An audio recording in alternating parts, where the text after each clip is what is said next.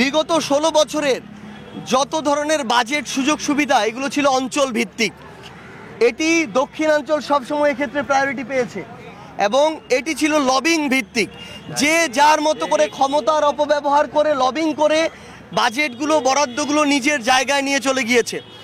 আমরা মনে করি এই অন্তর্বর্তীকালীন সরকার এখন পর্যন্ত তাদের যে দক্ষতা দেখাচ্ছে রাষ্ট্র পরিচালনায়, তারা একই দক্ষতা তাদের জাতীয় বাজেটে দেখাবে।